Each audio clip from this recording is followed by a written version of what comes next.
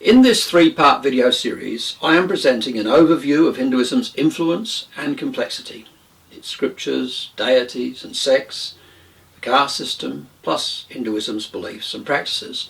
And each video ends with some biblical reflections. And in this video, the third and final of the series, we consider liberation, reincarnation, asceticism and Hindu extremism.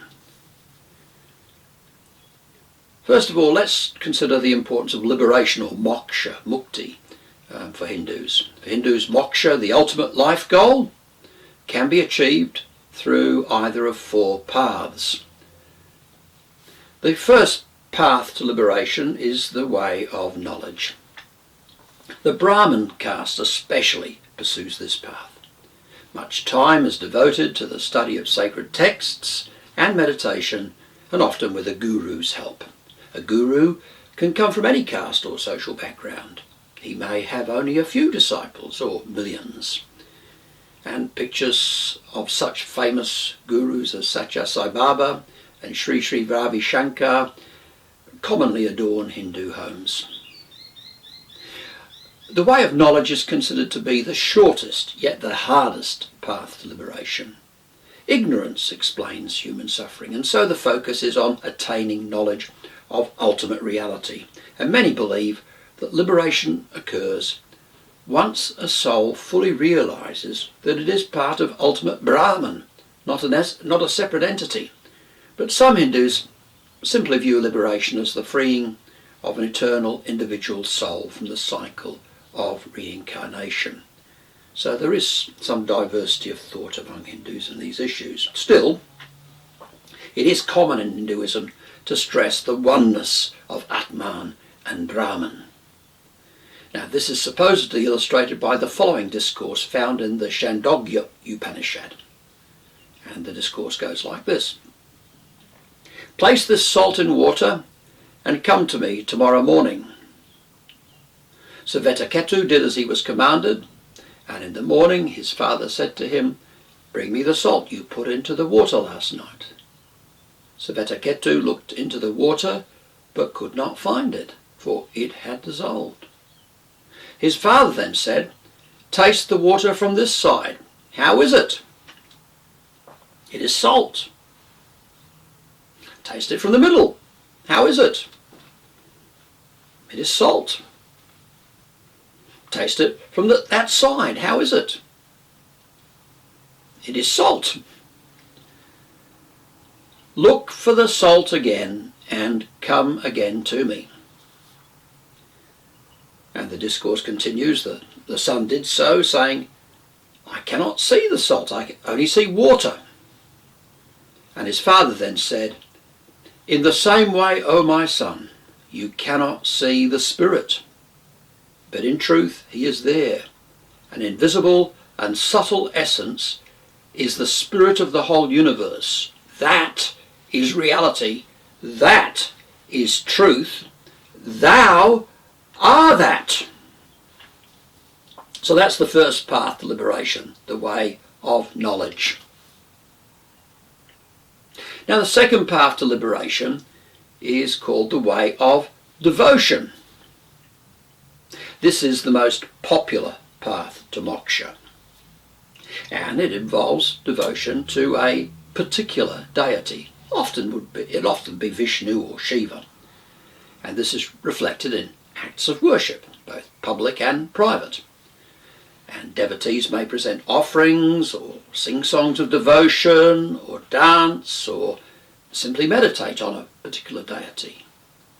And at a shrine, worshippers seek darshan, that is sight or viewing, a sense of the deity's greatness. And this experience is considered to be reciprocal, and it results in the human viewer receiving a blessing.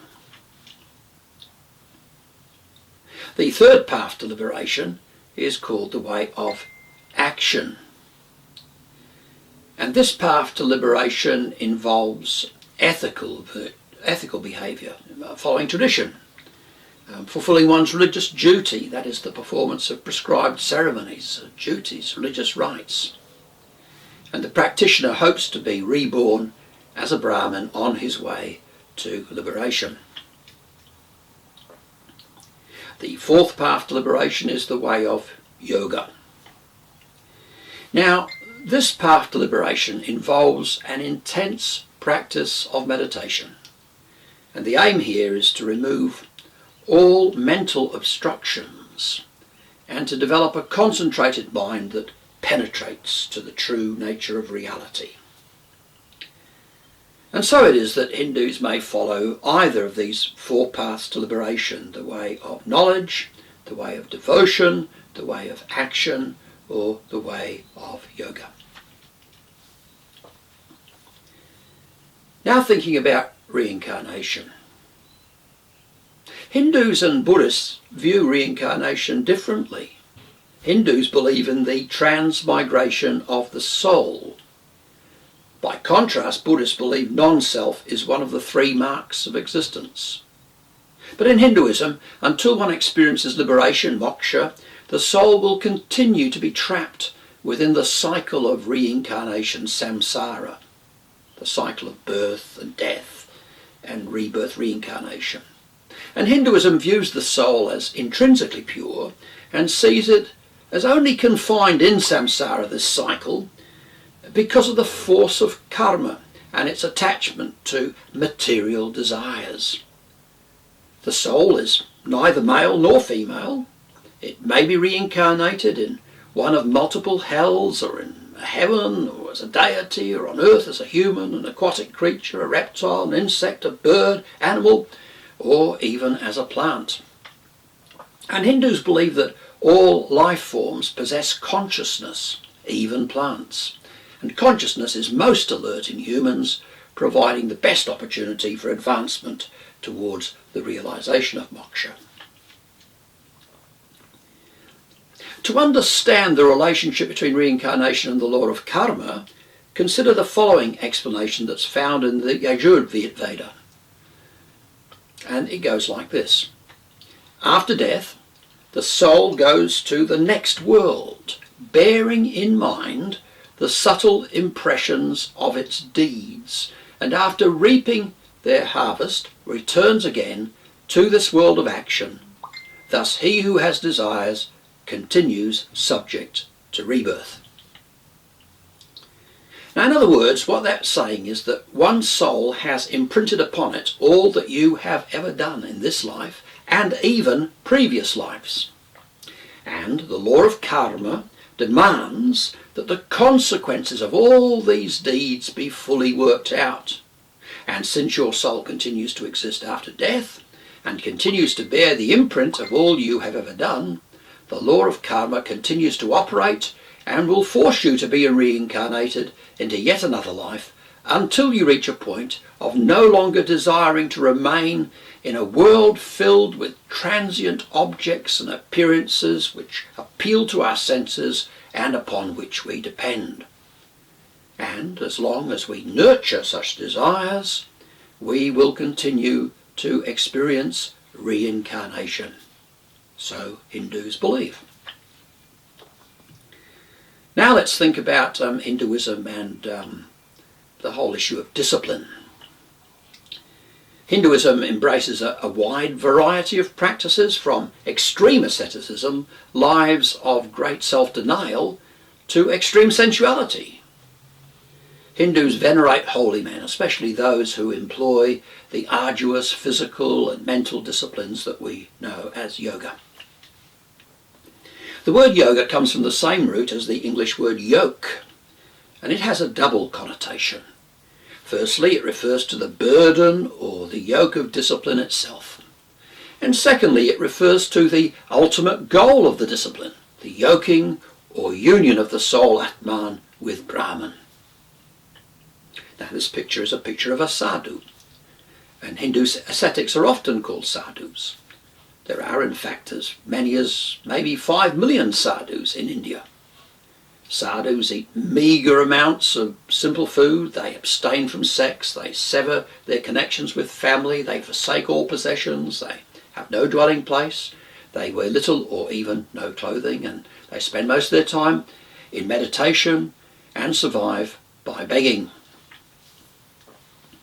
Their behaviour is sometimes bizarre. For example, Lotan Baba, the so-called rolling saint, became well known in the West following a TV documentary on sadhus which was screened to millions. And Lotan Baba undertook a pilgrimage from Madhya Pradesh to the Himalayan shrine of Vaishno Devi, not by walking, but by rolling sideways. And he rolled in this way for over 3,800 kilometres. And those who give to sadhus may regard their gift as an offering to a god and expect a blessing in return. The son of a guru, a Hindu teacher, recalls his relationship with his father. This is what he says. He said, "We never shared anything in our lives. Because of the vows he had taken before I was born, not once did he ever speak to me or pay me the slightest heed. For 8 long years he uttered not a word, not even a whispered confidence to my mother. The trance-like condition which he achieved is called in the East a state of higher consciousness. We Indians have known for thousands of years that there is real power in yoga. My father proved it. He was the ultimate exemplar in real life of what the yogis and gurus teach. Sitting in lotus position, toes of both feet turned up on top of the knees, on the board that he also used for a bed, he passed his days in meditation and the reading of the sacred scriptures, nothing else. So completely had he turned within to realise the true self that he never acknowledged any human presence, although admirers came from miles around to worship him and to lay before him their offerings of fruit and flowers, cotton cloth and money. No one ever aroused a response from him." Now thinking about Hindu extremism. A nationalist identity based around the Hindu religion, Hindutva, has been adopted by a significant number of Hindus, and this has been prompted by a number of nationalistic organisations, especially Rashtriya Swayamsevak Sangh, usually simply referred to as RSS. And those gripped by this ideology are virulently opposed to the vision of India as a secular, democratic, multi-religious society. On the contrary, they are intent on ensuring that India becomes a Hindu nation. And to such extremists, the idea of Hindus, Muslims and Christians living in harmony and as equals is utterly unthinkable. And tragically, recent years have seen proponents of Hindutva meting out considerable violence against Muslim and Christian minorities. Now, bearing in mind all that we've looked at in this video, let's now reflect on what the Bible might have to say that's relevant to these issues. First of all, let's think about the whole issue of liberation. We've seen that Hinduism provides 4 paths to liberation, the ways of knowledge, devotion, action and yoga. And biblical Christianity insists there is only one path, one way. Also the experience of liberation from sin, its guilt, its power and presence and consequences, it does not presuppose either the acquisition of knowledge or devotional practice or the cultivation of virtues or religious disciplines or the development of a clean, focused mind. None of these things are prerequisites for the experience of true liberation. It is through his atoning death on the cross and by the power of his resurrected life that Jesus deals with the problem of sin, removing its guilt, overcoming its power, ultimately eliminating its presence, and sparing us from the terrible eternal consequences that otherwise we would face. Now, concerning the afterlife and reincarnation, we've seen that Hindus believe in reincarnation, the transmigration of souls. By contrast, the Bible teaches that people have only one, that they have one and only one life. And Hindus may regard the soul as intrinsically pure, but God sees us differently. And both before and immediately after the judgment of the Great Flood, God declares that, quote, "Every inclination of the heart of man is evil from childhood." Now, since people are also created in God's image, human beings, even in their fallen state, are still capable of doing many things which we ourselves would regard as noble and good. So we're not denying that. We mustn't get unbalanced here in our thinking. Hindus think of their souls as bearing the imprint of karmic consequences from previous reincarnations of which they are ignorant. So it shouldn't surprise Hindus to learn that from a Christian perspective, God's gaze probes more searchingly than ours, and it identifies and will one day expose our deeply buried motivations that are often hidden not only to others but to us as well. As God's creatures, we are accountable to him, and following the death we all must die, we will face God's judgment. And where we will spend eternity will not depend on our karma, but on whether God himself adjudges us to be in a right relationship with himself or not.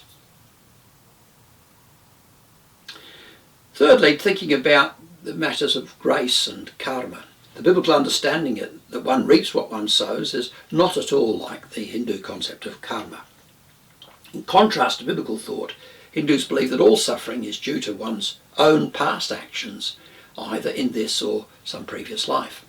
And those who devote themselves wholly to a particular deity, such as Krishna, may live in hope that the deity will reward them by writing off their karmic debt and enabling moksha. Now that's cheap grace without the atonement that is so essential given the enormity of sin. And the exclusive grace of Jesus is objectionable to many Hindus, and yet the reality is that many Hindus are yearning for forgiveness and peace. And indeed, Bhakt Singh, as a convert from Hinduism and a famous Indian evangelist, he once said, "I have never yet failed to get a hearing if I talk to Hindus about forgiveness of sins and peace and rest in your heart." Fourthly, just thinking about discipleship and asceticism. Hinduism is more about right practices than it is about right belief. Hindus are very religious. They think much of holiness, which they associate with externals. And therefore there is great power in the transformed holy lives of Christians. Hindus often venerate those who, for spiritual reasons, practice extreme asceticism, even if they themselves do not follow suit. Christians are called upon to take up their crosses and to follow Christ, knowing that being Christ's disciples may lead to persecution and hardship. But Christians do not choose to live ascetic lives and are rather encouraged to enjoy the goodness of God's creation and God's generosity, though certainly not in a self-indulgent or irresponsible manner. Indeed, referring to ascetic practices, we are told at the end of Colossians chapter 2, "Since you died with Christ to the elemental spiritual forces of this world, why, as though you still belong to the world, do you submit to its rules? Do not handle, do not taste, do not touch." These rules, which have to do with things that are all destined to perish with use, are based on merely human commands and teachings. Such regulations indeed have an appearance of wisdom, with their self-imposed worship, their false humility, and their harsh treatment of the body, but they lack any value in restraining sensual indulgence. In short, asceticism is incapable of producing the kind of holy living that pleases God and brings honour to him. Finally, thinking about Hindu extremism and cultural identity. Hindu extremism is virulently opposed to a pluralistic society which treats other religionists as equals. Now, biblical Christianity must be distinguished from the unfortunate historical expressions of so-called Christianity that many Hindus feel they have experienced. Exploitation of India by the British in the 17th to the 20th centuries has fostered the view that becoming a Christian is to follow the ways of the exploiter. But biblical Christianity is a way of life, not a political movement, nor does it involve a social agenda. Biblical Christianity, in contrast to unfortunate, politicised expressions of Christianity throughout history, biblical Christianity treats all people with great respect as those created in God's image. And followers of Christ believe that Jesus is the only name under heaven by which we must be saved. We do believe that, and so we will seek to persuade people of their need to know Jesus as their Lord and Saviour, because it's such an urgent and important matter. But Jesus himself emphasised that his kingdom is not of this world. And so, following in Christ's footsteps, we must never seek to force, coerce, or manipulate people to come under his lordship, even if we find ourselves possessing the power to make others practice an externalised form of Christianity, which we've seen unfortunately occur in history from time to time. Many Hindus believe that to become a Christian is to become a Westerner, and Hindus need to see that biblical Christianity is not Western. It didn't originate in the West, of course, and it does not deprive them of their cultural identity. Because following Christ is a way of life, not a religious system, Hindus need to recognise that it does not involve assimilation to a foreign religion or culture.